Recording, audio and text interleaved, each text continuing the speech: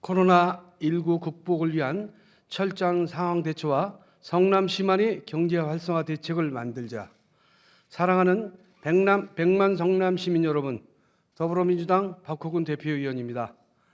코로나19 사태에 우리 성남 시민 여러분과 선후배 동료 의원 여러분, 그리고 3천여 집행부 공직자들과 언론인 여러분들이 건강하고 안전한 일상생활을 기원하면서 5분 발언을 시작하겠습니다. 성남시를 포함한 대한민국이 감염증 코로나19 사태로 몸살을 앓고 있는 가운데 여러 가지 어려운 환경이 시시각각으로 언론에 보도되고 있습니다. 성남시도 은수미 시장을 중심으로 수정, 중원, 분당보건소, 성남시의료원 등 많은 공직자들이 코로나19 확산 방지를 위해 방역 활동은 물론 확진 환자 내용에 대하여 신속하게 시민에게 전파하는 등 많은 노력을 기울이고 있습니다. 24시간 시민들이 감염 확산 방지에 고생하는 재난안전관을 비롯한 모든 공직자들에게 감사와 격려의 말씀을 드립니다. 우리 더불어민주당 시의원들도 긴급의총을 통해 열어 성남 시민들을 지원하기 위한 종합적인 대책과 방안을 논의했으며 시의회에서 할 수 있는 모든 방안을 함께 만들고 시 집행부와 긴밀히 협조를 통해 코로나19 사태가 시급히 안정화되도록 소선의 노력을 다하고 있습니다. 성남시는 어느 지자체보다 앞서 성남시 모든 종로당과 스포츠시설, 청소년 수련관 등 성남시가 운영하는 다중이용시설을 폐쇄하거나 휴관하는 선제적인 조치를 취하였고 이는 현명한 결정이었습니다. 또한 성남시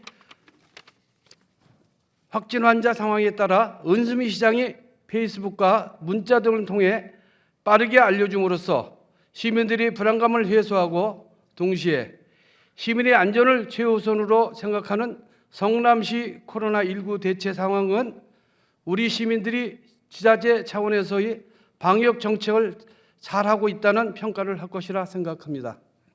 특별히 성남시는 코로나19 대응을 위해 능동감시자 대상 인공지능 AI 크로바케이콜 상담 서비스를 국내 최초로 성남시와 네이버 주식회사와 감염병 사태가 잦아들 때까지 운영하는 업무 협약을 체결하여 성남 시민의 안전에 만전을 기하고 있습니다. 그러나 아직도 위험소사가 상존하고 환자가 계속 발생하고 있으므로 우리 시민들은 코로나19 감염증 예방 수칙과 당분간 사회적 거리 두기를 철저하게 지켜 본인들이 건강은 물론 다른 사람들이 생명과 건강에도 위험 요소가 안 되도록 각별히 주의해 다시 한번 강조합니다. 코로나19 사태에서 가장 중요한 것은 확산 방지이기도 하지만 한편으로 경제활동의 위축으로 생계 위협을 받고 있는 전통시장과 재래시장을 비롯한 수많은 소상공인들을 위한 성남시만이 특단의 대책을 마련해야 합니다. 성남시에 먼저 공설시장과 상점과 임대료, 관리비 감면을 요구합니다. 성남시 소재의 건물주 임대인에게 호소합니다. 코로나19 피해를 입고 있는 소상인 임차인에게 착한 임대료 정책에 동참해 주실 것을 호소합니다. 성남시만의 특수 정책으로 성남시 재정을 확대 활용해 지원할 수 있는 대책을 시의회와 협의해 만들기 위해 특단의 정책적 전환을 위한 협의를 시작해야 한다고 요청합니다.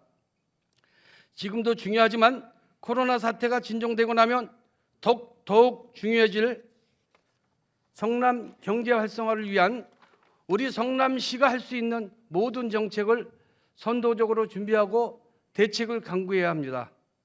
현재 코로나19 상황은 재난 담당 부서를 중심으로 확실하게 대처하고 경제 활성화 부분에 대해서는 관련 부서들 간의 유기적인 협력을 통해 새로운 정책 방안을 마련할 수 있도록 서둘러야 할 것입니다.